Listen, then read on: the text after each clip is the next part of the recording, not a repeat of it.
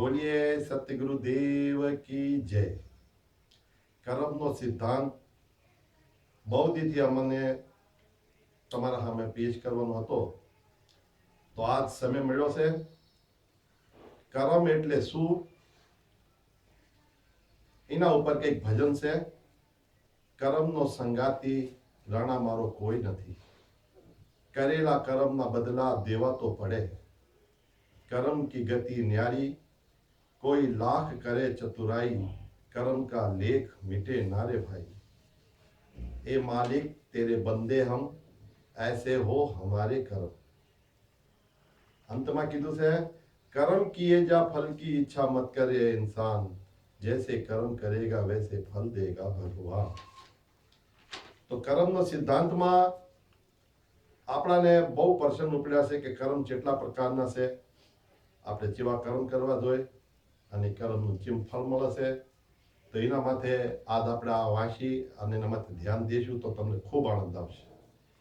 કર્મ 3 પ્રકારના થાય છે, ક્રિયમાન કર્મ, સંચિત કર્મ અને પ્રારબ્ધના કર્મ। એટલે ક્રિયમાન કર્મ ચીને કે એનું કર્મ ફળ શું હોય છે। ક્રિયમાન કર્મ એને કહે છે કે જે કર્મ આપણે કરી અને એનો ફળ તરત મળી જાય એને ક્રિયમાન કર્મ કહે છે। એનું ઉદાહરણ એમ છે, આપણાને તરસ લાગી, આપણે પાણીનો ગ્લાસ ઉપાડ્યો અને પાણી પીધું અને આપણી તરસ મટી ગઈ। ગ્લાસ ઉપાડીને પાણી પીધું એ કર્મ થયું અને આપણી તરસ મટી ગઈ, એનું ફળ મળ્યું।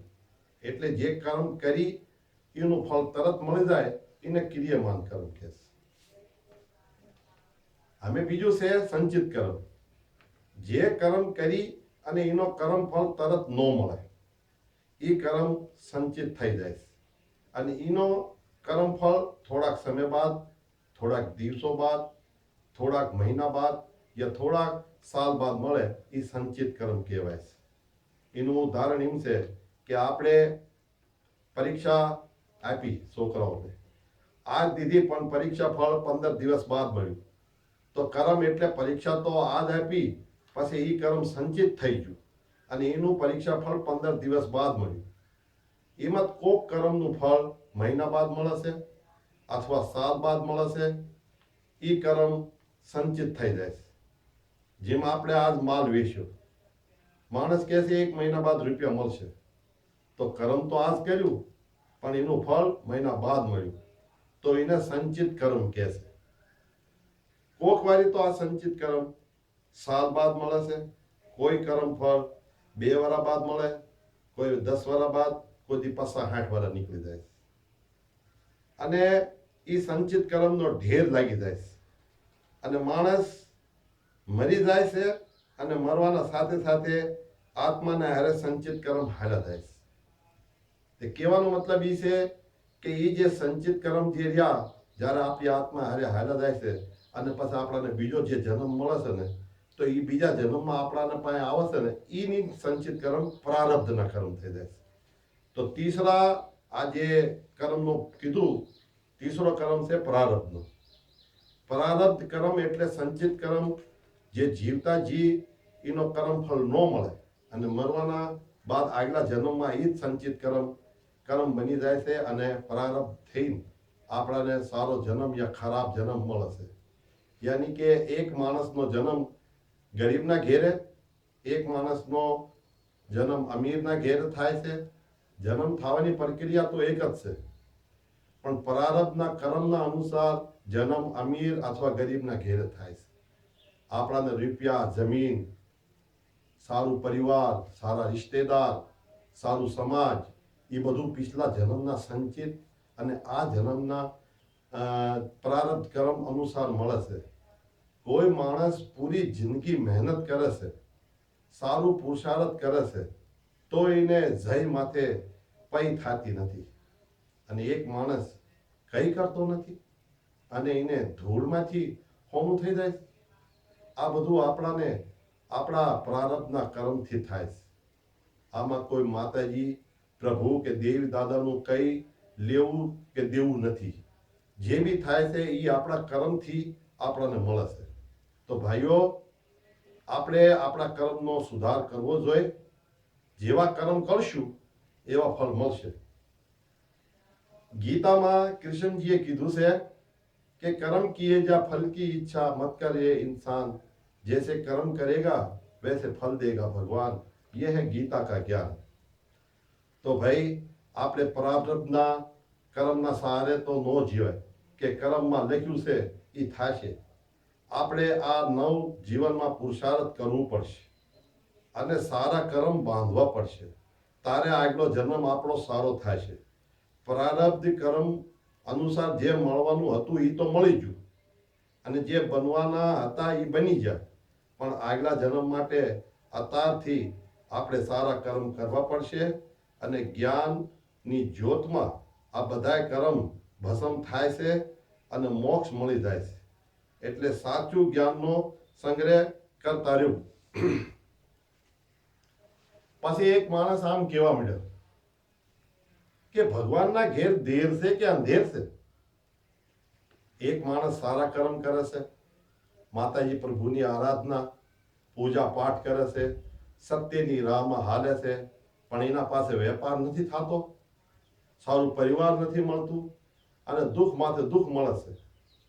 એના વિપરીત એક માણસ ઉલટા કર્મ કરે છે, જરાય પૂજા પાઠ કરતો નથી અને ગલત સંગતમાં હોય છે, માતાજી પ્રભુની કઈ પૂજા પાઠ બી નથી કરતો, તો એનો વેપાર જય ગુણા થાય છે, સારું પરિવાર મળે છે અને સુખની બોછાર થાય છે.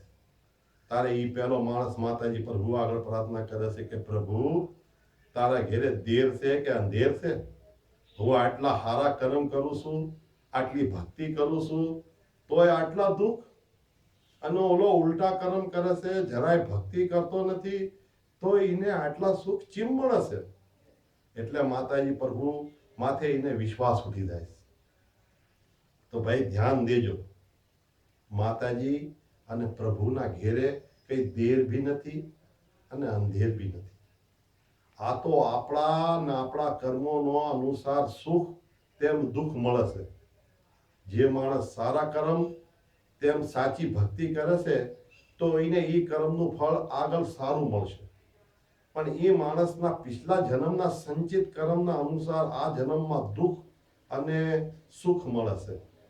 તો એ તો ભુગતાન કરવું જ પડશે અને એ કર્મનું ફળ પૂરું થયું પછી એના બાદ સારા કર્મનું ફળ શરૂ થાય કે તરત માણસને બી સુખ મળવા મળશે. બાકી જે માણસ બુરા કર્મ કરી રહ્યો છે તો એને એ કર્મનું બુરું કર્મ ફળ આગળ મળશે અને જે પિછલા જન્મમાં સારા કર્મ કરતા એનો આ જન્મમાં સારા ફળ મળી રહ્યા છે તો એ સારા કર્મ ખતમ થશે અને બુરા કર્મ ચાલુ થશે તો એ માણસ બી દુઃખી થાય છે. તો આમાં માતાજી પ્રભુ આપણાને સુખ બી નથી દેતા અને દુઃખ બી નથી દેતા. આ સુખ અને દુઃખ તો આપણા કર્મોના અનુસાર મળે છે. આનું ઉદાહરણ આનો આગળ દેવી છે, ધ્યાનથી સાંભળજો. એક કિસાનના ઘરમાં એક મોટી કોઠરી બનાવી હોય, એનું ઉપરથી ઢક્કન હોય છે. એમાં એ કિસાન જે વધે એ ઘઉં યા ચાવલ એમાં નાખતો રહેશે. ઘઉં વધ્યા તો ઘઉં નાખે છે અને ચાવલ વધ્યા તો પછી એમાં ચાવલ નાખે છે. એને જ્યારે જે વધુ નું થાય એમાં નાખતો રહેશે અને એક સમય આવે છે તો એ કોઠરી ભરી જાય છે અને જ્યારે કષ્ટના દિવસો આવે છે તો એ કોઠરીમાં નીચે એક મોટું છેદ હોય છે, એમાં બી ઢક્કન લાગ્યું હોય છે.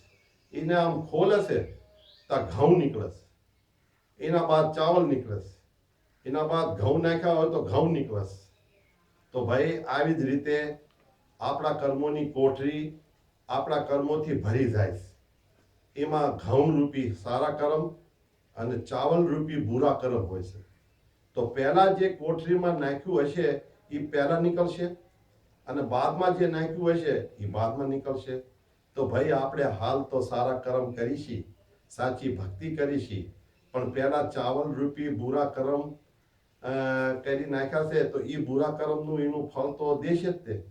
એટલે સારું કરતા કરતા આપણાને દુઃખ માથે દુઃખ મળે છે અને જે દિવસ ચાવલ રૂપી બુરા કર્મ ખતમ થઈ જશે અને ઘઉં રૂપી સારા કર્મ નીકળશે તો આપણાને બધી પ્રકારના સુખ મળશે. તો આપણા માથે દુઃખ આવે તો ગભરાવું નહીં. આપણા પિછલા જન્મના બુરા કર્મ આગળ આવશે અને સુખ આવી જાય તો જાદુ છલકાવું નહીં. એ આપણા પિછલા જન્મના સારા કર્મ આગળ આવે છે. તો સારી રીતે સમજો કે દુઃખ આવે તો માતાજી પ્રભુને ની માનતા ન માનવી. દુઃખ આવે ને તો જાજી માનતા ન માનવી. આપણા સારા કર્મ કરતા રહ્યો. જ્યારે આપણા સારા કર્મ શરૂ થશે તો આપણા દુઃખ આપને આપ ભાગી જશે. તો ભાઈ આવી રીતે આ કર્મના બારામાં કીધું છે ને. પણ આગળ એક શબ્દ એમ કીધો કે કર્મણ્ય માં ફલેશુ કદાચન. કર્મ કરવા માટે આપણે સ્વતંત્ર થઈ અને કર્મનો ફળ ભોગવા માટે આપણે પરતંત્ર થઈ. આપણે ખાવા બેસી તારે જેટલું મરજી ખાવી, કોઈ ટોકવા વાળું નથી. બિલકુલ સ્વતંત્ર થઈ. પણ જાદુ ખાઈ લેવી પછી પેટમાં દુખવા માંડે, એ પીડા ભોગવામાં આપણે પરતંત્ર થઈ. એટલે એ પીડા આપણે પોતે જ ભોગવી પડે છે. તમારી પીડા તમારા પરિવાર વાળા નહીં લઈ શકે. એ તો કેવલ જોતા રહેવાના. ભોગવું તો તમારે જ પડશે. તો તમે તમારી સ્વતંત્રતાનો નાજાયજ ફાયદો ન કરતા કર્મ તમારા એવા જ કરજો જેના ફળ તમે ભોગવી શકો. એટલે આ સૌ વાતનો એક નિચોડ નીકળે છે કે તમે તમારા કર્મોનો સુધાર આજથી કરવા માંડજો. સારા કર્મ કરશું તો સારા કર્મ મળશે, સારા ફળ મળશે. અને બુરા કર્મ કરશું તો બુરા ફળ મળશે. કર્મના ફળ દેવામાં લેશ માત્ર બી ગુંજાઈશ નથી. કર્મના ફળ ભોગવું ભગવાનને બી નથી મેક્યા. તો આપણે તો તુચ્છ પ્રાણી છે. ભગવાન શ્રી રામચંદ્રજીને જે દિવસ અયોધ્યાનું રાજ તિલક મળવાનું હતું એ જ દિવસ એમના કર્મના અનુસાર 14 વર્ષનું વનવાસ મળ્યું.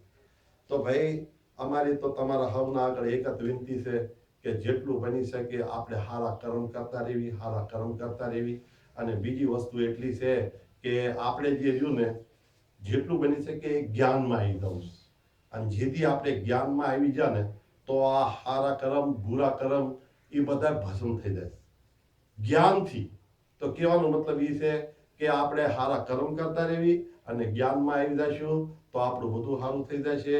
તો હવે બધા મળીને એકદમ જયકારો બોલજો. બોલો સતગુરુદેવ કી જય.